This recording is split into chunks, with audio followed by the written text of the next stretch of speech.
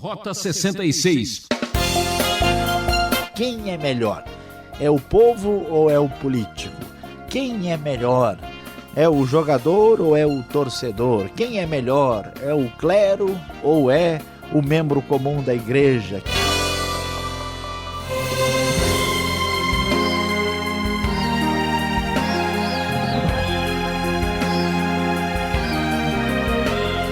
Não somos os melhores, mas fazemos o melhor para você. O Rota 66 segue sua aventura na série de Romanos, hoje vendo o capítulo 3. O professor Luiz Saião vai expor a real condição humana. Ninguém é melhor do que ninguém e nem pior do que os outros. É tudo farinha do mesmo saco. Esse é o tema da nossa aula. A nossa viagem agora vai explorar o interior do homem. Você sabia que o voo até a Lua não é tão longo, mas as maiores distâncias que devemos percorrer estão dentro de nós mesmos? A vida que não é examinada não é digna de ser vivida. Se você tem coragem, venha comigo. Quando lemos o terceiro capítulo do livro de Romanos, vamos encontrar agora o apóstolo Paulo falando sobre a conclusão dos dois primeiros capítulos. Afinal de contas, os gentios pagãos estão condenados diante de Deus e o judeu religioso está na mesma situação. E Paulo então começa a tentar esclarecer um pouco do final do capítulo 2, dizendo, escuta, será que então, como o judeu religioso está longe de Deus, será que podemos jogar tudo fora no que se diz respeito à relação de Deus com Israel e no Antigo Testamento? Paulo diz, não. Qual é a vantagem, então, do judeu? Diz o versículo 2, muito em todos os sentidos, principalmente porque aos judeus foram confiadas as palavras de Deus. E o que importa se alguns foram infiéis? A infidelidade deles pode anular a fidelidade de Deus? De modo nenhum, na verdade, somente Deus é verdadeiro e todo homem é mentiroso, todo homem é fraco. Deus não muda a sua própria palavra por causa da fraqueza humana. Paulo ainda começa a tentar mostrar, está rebatendo aqui argumentos estranhos que foram levantados contra as suas palavras, de alguns que tentaram dizer, escuta, já que a nossa injustiça ressalta ainda cada vez de modo mais claro a justiça de Deus, será que Deus não é injusto por aplicar a sua ira? É claro que não, se fosse assim, como é que Deus ia julgar o mundo?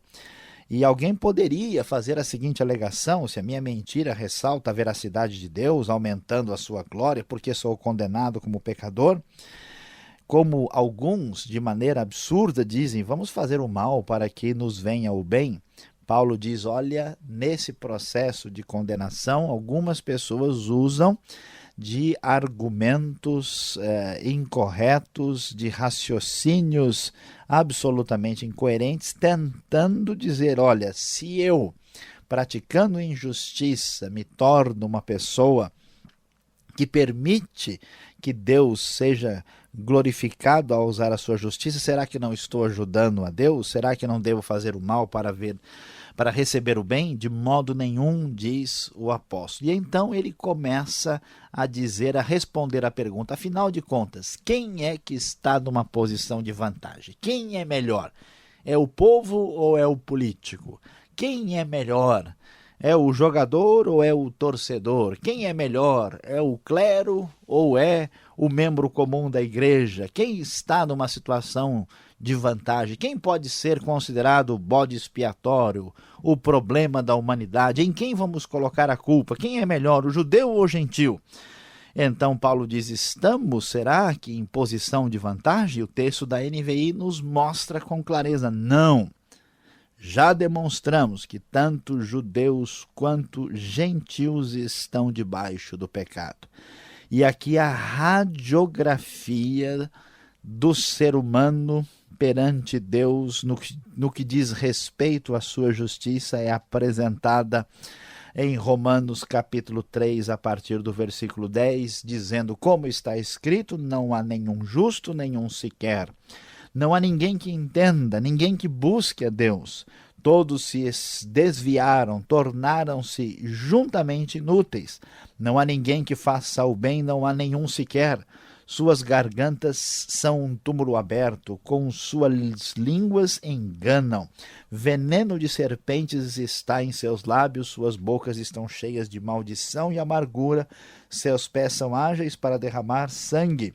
Ruína e desgraça marcam os seus caminhos e não conhecem o caminho da paz. Aos seus olhos é inútil temer a Deus. E Paulo prossegue depois de dizer isso, dizendo: sabemos que tudo o que a lei diz, o diz àqueles que estão debaixo dela, para que toda a boca se cale e todo o mundo esteja sob o juízo de Deus. Portanto, ninguém será declarado justo diante dele baseando-se na obediência à lei, pois é mediante a lei que nos tornamos plenamente conscientes do pecado.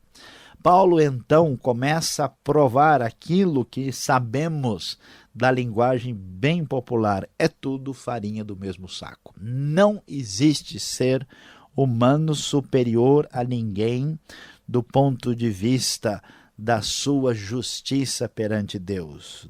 Pelo critério divino, pela avaliação de Deus, todos estão numa situação de necessidade de salvação. Todos estão numa situação de pecaminosidade. Todos estão numa situação de fragilidade perante Deus e não têm nada a apresentar a Deus em seu próprio favor. Não há nenhum justo, no sentido pleno, não há nenhum sequer. Todos igualmente se corromperam e pecaram perante Deus. Quando nós queremos tentar mostrar justiça própria, geralmente nós nos baseamos nos nossos próprios princípios e preceitos. Nós nos comparamos com as pessoas que aparentemente são piores do que nós, mas diante da justiça divina, diante dos padrões de Deus, ninguém pode ser considerado justo, todos são igualmente pecadores. Diante disso, Paulo diz: olha, não dá para confiar nem na circuncisão, nem na religião ou judaica ou pagã ou qualquer outra, nem na obediência à lei, porque nada disso pode trazer justificação ou condição de ser justo. E então Paulo começa a mostrar as cenas dos próximos capítulos, dos próximos pedaços que vão surgir de texto, da próxima parte do texto que vai nos mostrar como realmente podemos receber justificação. E ele diz então: agora se manifestou uma justiça que provém de Deus, independente da lei, da qual testemunham a lei e os profetas, justiça de Deus mediante a fé em Jesus Cristo para todos os que creem. Não há distinção, pois todos pecaram e estão destituídos da glória de Deus, sendo justificados gratuitamente por sua graça, por meio da redenção que há em Cristo Jesus. Deus o ofereceu como sacrifício para propiciação mediante a fé pelo seu sangue, demonstrando a sua justiça. Em sua tolerância, ele havia deixado impune os pecados anteriormente cometidos, mas no presente demonstrou a sua justiça a fim de ser justo e justificador daquele que tem fé em Jesus. A justiça de Deus não será por meio da lei, mas sim por um outro princípio, que é o princípio da fé. O que vamos perceber é que tanto gentios como judeus religiosos entendiam que a justificação se dava independentemente de Deus, através dos seus méritos, através dos seus próprios esforços. Não é difícil perceber que todas as religiões do mundo acreditam na bondade humana. Acreditam que o homem, fazendo o seu próprio esforço e crendo nos seus méritos, pode aos poucos chegar mais perto de Deus. A grande novidade que o Evangelho nos traz aqui no livro de Romanos é que todos estão numa situação de não poder agradar a Deus por meio das suas obras, por meio da obediência à lei. Então, a lei havia sido dada, mas não com o propósito de salvar ninguém. A lei não era o remédio para o pecado. Nós nos tornamos, versículo 20 deixa claro, plenamente conscientes do pecado. A lei nos mostra como um espelho onde estão as nossas manchas e quais são essas manchas e esses defeitos e esses problemas que estão em nossas vidas. Mas ela não serve como algo capaz de nos purificar, de nos salvar, de resolver o problema do pecado que atinge gentios, pagãos e religiosos, judeus ou não. Portanto, Paulo diz, a grande verdade é que agora em Cristo se manifestou uma justiça, ou seja, Deus vai atribuir justiça a quem não tem justiça, independente da lei. Ele se tornará justo e justificador daquele que tem fé em Jesus. E o texto bíblico vai terminar dizendo, escuta, será que a nossa pergunta é quem é que era melhor? Quem é que realmente poderia ter algum motivo de orgulho ou de vanglória, como diz o versículo 27? Não existe, está excluído. Por quê? Baseado em que princípio? No da obediência à lei? Não, mas no princípio da fé. O princípio da fé acaba com qualquer orgulho humano. Porque se eu acreditasse que eu poderia ser aceito por Deus por praticar, por exemplo, caridade, as pessoas que têm mais recursos levariam vantagem. Se eu acreditasse que eu seria aceito por Deus por praticar boas obras, pessoas que têm deficiências ou têm dificuldades estariam numa situação de prejuízo. Mas o princípio de Deus é a fé. Todo mundo pode crer. Por isso é um princípio muito mais igualitário. Então o texto diz, sustentamos que o homem é justificado pela fé, independente da obediência à lei. Deus, portanto, não é Deus só dos judeus, nem só dos gentios. Ele é Deus de ambos, é Deus dos judeus e dos gentios também, visto que existe um só Deus, que pela fé justificará, versículo 30 na NVI, os circuncisos e os incircuncisos.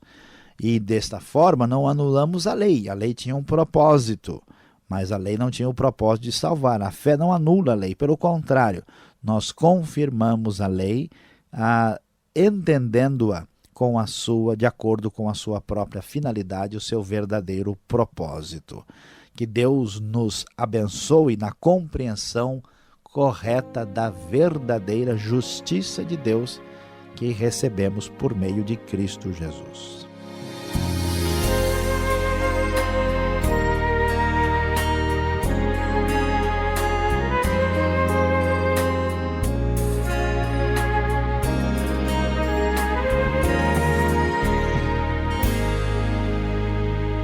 Muito obrigado por sua audiência. Esse é o programa Rota 66, o caminho para entender o ensino teológico dos 66 livros da Bíblia.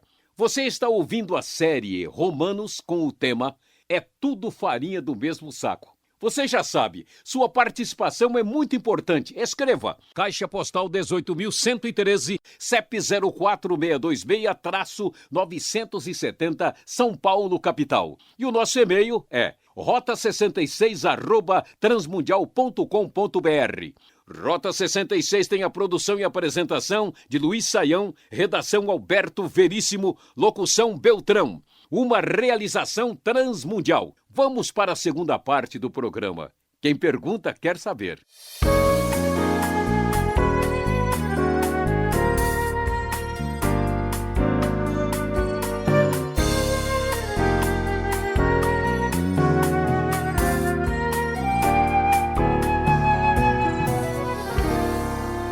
Chegando agora com as perguntas, professor Saião. Capítulo 3 de Romanos fala de todos nós, né? Não tem jeito. Agora, todos se corromperam? Não tem jeito mesmo? Como é que é isso? Qualquer gesto meu agora é um gesto ruim. Tudo que eu faço tem um significado perverso? É isso mesmo que o texto está querendo dizer? Pois é, pastor Alberto, a questão aqui precisa ser bem entendida, porque algumas pessoas às vezes não conseguem entender com exatidão o que significa essa absoluta pecaminosidade do ser humano. Ou até no dizer da teologia existe o que é chamado, né, até principalmente entre os calvinistas, de total depravação do ser humano. Então a pergunta é, escuta, se eu dou um presente para minha mãe no dia das mães, eu estou cometendo uma atrocidade, já que todos são maus e perversos, né? Meu filho de 3 anos que está brincando, né, de carrinho na sala está cometendo um crime imperdoável, né? Como assim que tudo que eu faço é mau e é perverso? É claro que a questão não é bem essa. Quando a Bíblia diz que todos nós somos pecadores e somos maus por natureza, não significa que somos incapazes de fazer alguma coisa boa. Por quê? Porque nós somos feitos à imagem e semelhança de Deus. Então, claro que todas as pessoas têm atitudes boas e más. A grande diferença está no fato de que nenhuma das nossas ações é imaculada. Então, por exemplo, eu posso fazer uma oração, uma prece numa igreja. E uma prece é uma coisa boa, todo mundo deve fazer uma oração, uma prece. A diferença é que dificilmente essa minha prece passa pelo teste de Deus, porque eu vou falar motivado pelo como os outros vão me ver, através das palavras que eu disse, eu vou falar motivado às vezes por uma atitude de orgulho ou uma atitude de exibição. Então, em todos os nossos atos, a presença do pecado está lá. É como uma pessoa que está doente ou com tuberculose, né? Não tudo que ele faz é tuberculose, mas em todos os seus passos a doença está presente. Então nós estamos totalmente adoentados pelo pecado. Nem tudo que nós fazemos é doença pura, mas nós só vamos sarar se tomarmos o remédio. E esse remédio está em Cristo. Tá certo. Agora no versículo 5 do capítulo 3 aqui de Romanos, tem uma frase que chama a atenção. Falo como homem. O argumento humano ou é uma inspiração divina? A gente pode explorar um pouco esse assunto? Sem dúvida, Alberto, olha lá, o texto nos diz no versículo 5 o seguinte: mas se a nossa injustiça ressalta de maneira ainda mais clara a justiça de Deus, que diremos? Que Deus é injusto por aplicar a sua ira? Entre parênteses, estou usando um argumento humano. Então veja, Paulo não está dizendo aqui que essa palavra é dele, não é de Deus. Ele não está dizendo aqui que isso é um argumento que não deve ser inspirado. Vamos tirar esse pedacinho da Bíblia que não vem de Deus. Ele está argumentando, ele está respondendo a certas críticas que foram levantadas contra o raciocínio do Evangelho. Então ele faz a pergunta: será que alguém pode dizer que Deus é injusto por aplicar a sua ira? Então o que eu estou dizendo aqui dentro do meu argumento é que isso é um argumento puramente humano, que as versões mais antigas usam a expressão falo como homem. Então isso faz parte do argumento de Paulo e deve ser compreendido, vamos dizer assim, no parágrafo completo do texto, mas não que dê para a gente separar, dizendo, olha, esse aqui é um texto de Paulo, esse aqui é de Jesus, esse aqui é de José, esse aqui é de Maria, esse aqui é de Deus.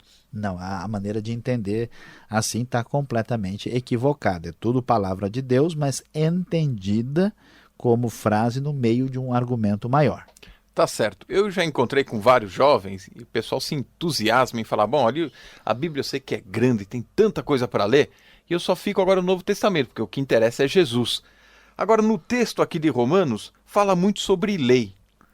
E aí a gente tem que olhar, ver lá para trás, no Antigo Testamento. A pessoa era salva pela lei no Antigo Testamento, agora não é mais, ou o que importa mesmo é a fé no Novo Testamento, a fé em Jesus, e vamos deixar o Velho Testamento como um livro do museu. Olha, Alberto, essa questão da lei, às vezes traz tanta confusão que um dia alguém me perguntou, sabe o que é lei? Eu falei, não, de acordo com Cebolinha, a lei é o marido da lainha. Então veja só que confusão, né? Veja aqui até que ponto a coisa chega. Mas vamos voltando para o texto, deixando a brincadeira um pouco de lado. Veja bem, a lei não tinha e nunca teve função de salvar ninguém. A função da lei era, em primeiro lugar, mostrar qual é o padrão de Deus. A lei revela o caráter santo e perfeito de Deus. A lei mostra o paradigma de Deus para o homem, tanto é que o pecado é a transgressão da lei. A lei comprova e mostra para nós que nós estamos muito aquém do padrão divino. Ela mostra a nossa insuficiência. E, além disso, a lei serviu de uma base de comunhão e relação com Deus no Antigo Testamento, mas jamais a lei pôde salvar qualquer pessoa. No Antigo Testamento, a pessoa era salva por uma promessa da intervenção divina. Essa promessa queria acontecer. Ele esperava o Messias que chegaria. E nós somos salvos pelo Messias que já veio. O princípio de salvação, no livro de Romanos vai mostrar, sempre foi o princípio da fé. Portanto, a lei não salvou nem no Antigo nem no Novo Testamento. É muito importante entender isso e várias pessoas, às vezes, estão confusas a esse respeito. Então quem salva não é a lei, é o Rei Jesus, né? Exatamente. Tá Aí certo. voltando à teologia do Cebolinha. O livro de Romanos vai falar muito sobre esse assunto. Agora, propiciação, uma palavra que até a gente engasga para falar. E repetimos, mas muitas vezes nem sabemos o significado. Onde ela se encaixa aqui para a nossa fé? Propiciação. No versículo 25 a gente pode encontrar ela. Pois é, esse é o famoso versículo, o texto que a pessoa pula, lê o próximo para evitar ler propiciação, né? A propiciação é uma expressão que tem origem na Arca da Aliança. Ela tinha a tampa, né, ou o propiciatório. A tampa da arca era chamada da tampa do propiciatório ou só de propiciatória. O que é propiciar? Propiciar tem a ver com a ideia de desviar a ira de Deus. Os deuses pagãos ficavam irados por razões egocêntricas, por qualquer motivo, e às vezes até se vingavam dos seus subalternos. O Deus da Bíblia manifesta sua ira de maneira ética contra o pecado como expressão da sua santidade e justiça. A ira de Deus deve nos atingir. Quando o sacrifício é propiciatório, ele desvia a ira que havia de cair em nós. Ele cobre as nossas transgressões. A palavra, no hebraico, era o kaporet, a tampa da arca, é aquilo que cobre as transgressões. Então, o sentido aí é exatamente um sacrifício que desvia a ira e remove o pecado, trazendo uma condição de perdão e de justificação por meio dessa chamada propiciação. Olha lá, repita comigo sem gaguejar, hein? Propiciação. Tá certo, Saio. Muito obrigado pelas respostas. E você que quer conhecer mais aquilo que Jesus fez para te salvar, fique ligado no Rota 66.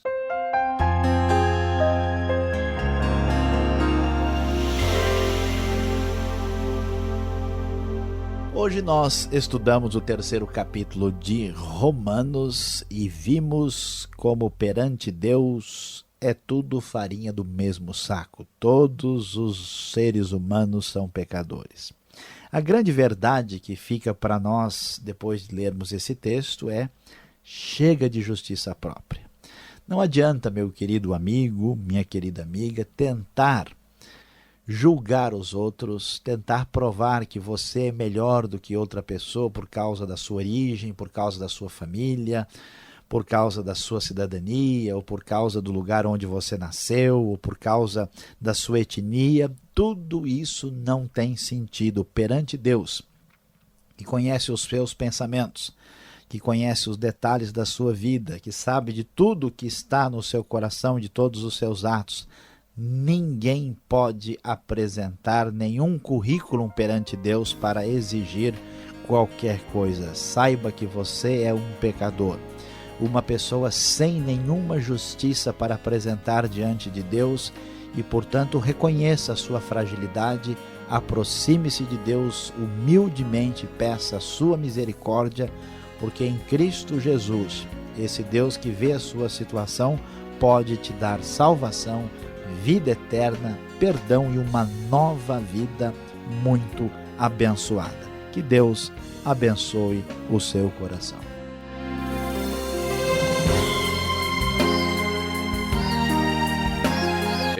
Que pena, por hoje é só. O programa Rota 66 volta nessa sintonia e nesse horário. Não perca. Um forte abraço do Beltrão e até lá. Acesse transmundial.com.br.